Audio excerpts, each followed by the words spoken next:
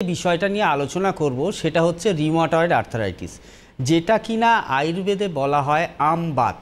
এই কথাটার মধ্যে দুটো শব্দ রয়েছে, একটা হচ্ছে আম, একটা হচ্ছে বাত। আমটা মানেটা কি?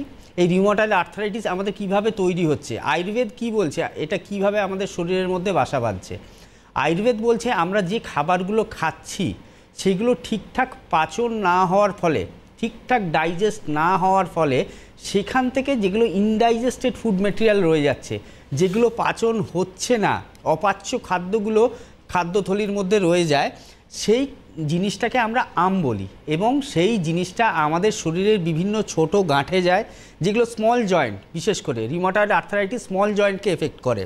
হাতের আঙুল হোক, পায়ের আঙুল হোক, কবজি হোক, কনুই হোক, এইগুলো এফেক্টেড হয়। সেখানে গিয়ে বায়ু দ্বারা আবৃত্ত হয়ে এই আমবাত রোগটা তৈরি করছে। এবার প্রশ্ন হলো, এই আমবাত হলে আমাদের কি কি সমস্যা হতে পারে, বা এটা কাদের মধ্যে বেশি দেখা যায়? প্রথম কথা, এই রিউমাটয়েড আর্থারাইটিস ফিমেল প্রিডমিনেন্ট একটা রোগ। মানে 100টা যদি আমি পেশেন্ট দেখি, তার মধ্যে 80টা পেশেন্ট হবে মহিলা এবং 20 জন হবে পুরুষ।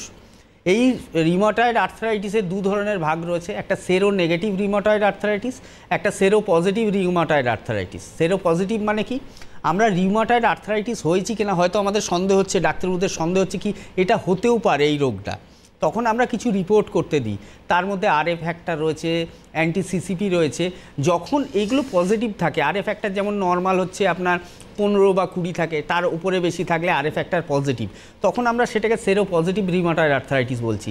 এবং যখন দেখা যাচ্ছে রিপোর্টগুলো করে, যখন আরএফ ফ্যাক্টর নেগেটিভ থাকছে, অ্যান্টি সিসিপি অনেকটা নর্মালের কাছাকাছি থাকছে, কিন্তু তারপরেও যে লক্ষণগুলো প্রকাশ পাচ্ছে, কি ছোট আঙুলগুলোয় ব্যথা হচ্ছে, হাতটা মুঠো করতে অসুবিধে হচ্ছে, এই রোগের একটা মেন কারণ, এই মানে মেন লক্ষণ হচ্ছে মর্নিং স্টিফনেস। মানে সকালবেলার দিকে জড়তা থাকে, যত দিন এগোতে থাকে তত জড়তাটা কাটতে থাকে। তো এই ধরনের লক্ষণগুলো পাওয়া যাচ্ছে, কিন্তু রেজাল্ট কি বলছে? নেগেটিভ। তখন সেটাকে আমরা বলি সেরো নেগেটিভ রিউমাটয়েড আর্থারাইটিস। এবার কথা হলো, আমরা এই রোগটাকে কি আয়ুর্বেদে সারাতে পারবো? কারণ আমরা তো বহুদিন ধরে বহু চিকিৎসকের কাছে এই রোগটা করে আসছি। আয়ুর্বেদ একমাত্র এই রোগটাকে গোড়া থেকে ঠিক করতে পারে। তার পিছনে কারণটা কি? এই আম এবং এই বায়ু, এই দুটো ট্রিটমেন্ট কিন্তু আয়ুর্বেদের মধ্যে একমাত্র রয়েছে। আমি আদার প্যাথির ক্ষেত্রে যাব, তাদের প্যাথিতে যেভাবে বলা রয়েছে তারা সেইভাবেই ট্রিটমেন্ট করেন, ব্যথার ওষুধ, স্টেরয়েড, যেটা লেখা রয়েছে তারা সেইভাবেই করেন, কিন্তু রোগটাকে গোড়া থেকে ঠিক করতে পারবেন না কখনোই। তার কারণ কি? ব্যথার ওষুধ দিয়ে, স্টেরয়েড দিয়ে ব্যথাটাকে কম রাখা হয়। আয়ুর্বেদ কেন পারবে?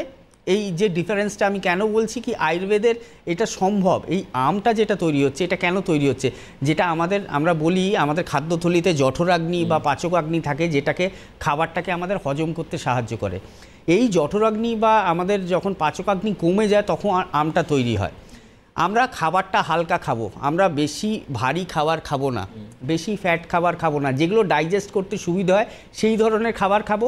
সঙ্গে আমরা মেডিসিনের মাধ্যমে এবং পঞ্চকর্ম থেরাপির মাধ্যমে আমরা আমাদের পাচকাগ্নি বা জঠরাগ্নিটাকে আমরা ইকুইলিব্রিয়াম স্টেটে নিয়ে আসবো। তখনই অটোমেটিক্যালি দেখা যাবে কি আর আম শরীরে তৈরি হচ্ছে না। এবার কি হলো, বায়ু দ্বারা আবৃত্ত রয়েছে, আমরা বায়ু ট্রিটমেন্টটা করব। আমাদের আয়ুর্বেদে বস্তি চিকিৎসা হচ্ছে অর্ধ চিকিৎসা বলে। মানে বস্তির যদি আমরা ট্রিটমেন্ট করি, যে কোনো রোগের ক্ষেত্রে বস্তি যদি আমরা ট্রিটমেন্টটা দিই, তাহলে তার 50% রোগ এমনি ঠিক হয়ে যায়। বস্তি ট্রিটমেন্ট বলতে কি বোঝায়? বস্তি মানে এটা হচ্ছে অ্যানাল রিজন দিয়ে কিছু মেডিকেটেড হার্বস বা মেডিকেটেড অয়েল আমরা পুশ করি, যেটা আমাদের শরীরে বায়ুটাকে ইকুইলিব্রিয়াম স্টেটে রাখতে সাহায্য করে।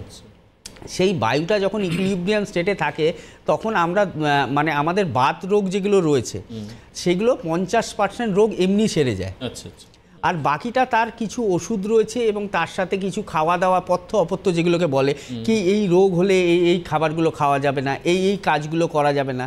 যেমন রিউমাটয়েড আর্থারাইটিসের ক্ষেত্রে ভারী খাবার খাওয়া যাবে না, যেগুলো বললাম হজম করতে যেগুলো কষ্ট হয় সেগুলো খাওয়া যাবে না, ঠান্ডা জায়গায় যাওয়া যাবে না, ঠান্ডা জলে চান করা যাবে না, উষ্ণ গরম জলে চান করতে হবে। তো এইগুলো যদি আমরা ঠিকঠাকভাবে মেনটেন করতে পারি এবং প্রপার আয়ুর্বেদিক যদি আমরা চিকিৎসা করতে পারি, এই রিউমাটয়েড আর্থারাইটিস থেকে যে কোনো পেশেন্টকে আমরা সুস্থ করতে পারবো।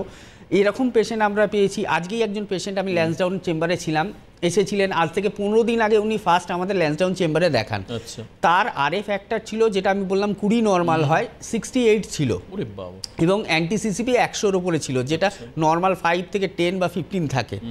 তো এই অবস্থায় সিভিয়ার কন্ডিশন এবং হাঁটাচলা করতে পারছেন না, অলরেডি তার হাতে ডিফর্মিটি হয়ে গেছে। রিউমাটয়েড আর্থ্রাইটিসে দু ধরনের ডিফর্মিটি আমরা মেনলি দেখি, একটাকে বলা হয় ডিনার ফক লাইক ডিফর্মিটি, মানে কাঁটা চামচ যেটা আছে আমাদের হাতের আঙুলগুলো কাঁটা চামচের মতো বেঁকে যাবে, সেই ছবিটাও দেখাচ্ছিলাম কিছুক্ষণ আগে, একদম এই ছবিগুলো আসছে মাঝে মাঝে স্ক্রলিং এ, তো ওই কাঁটা চামচের মতো আঙুলগুলো বেঁকে যায়।